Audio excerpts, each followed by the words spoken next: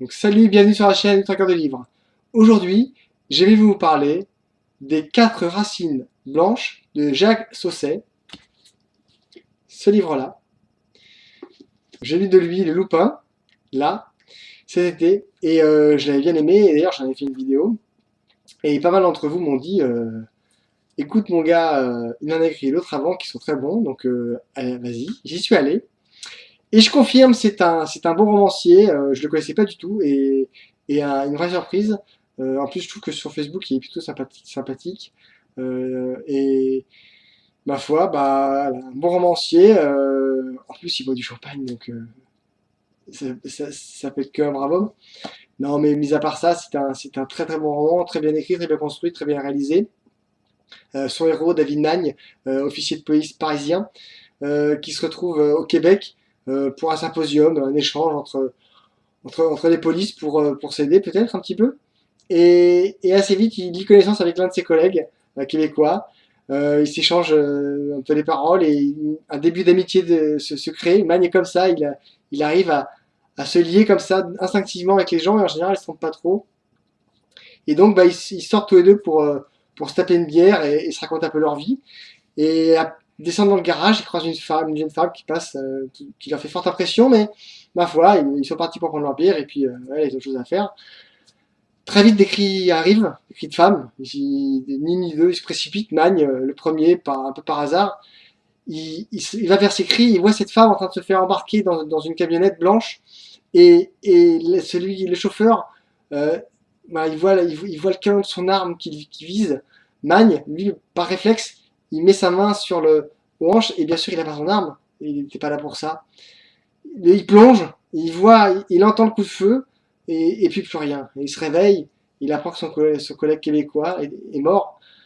Et là, c'est la cata, parce que forcément, le cerveau de survivant, il a la colère aussi, parce que il veut trouver qui a fait ça.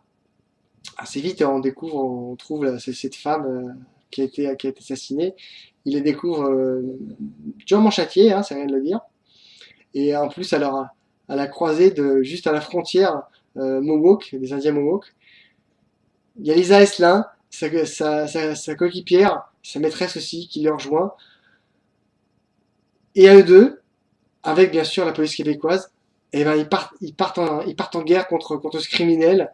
Et plus on apprennent, plus se rendent compte que c'est un criminel hors norme, mais ils n'arrivent pas à mettre les puzzles en place. Et je dirais, s'il y a bien une chose que Saucet sait faire, c'est créer des puzzles.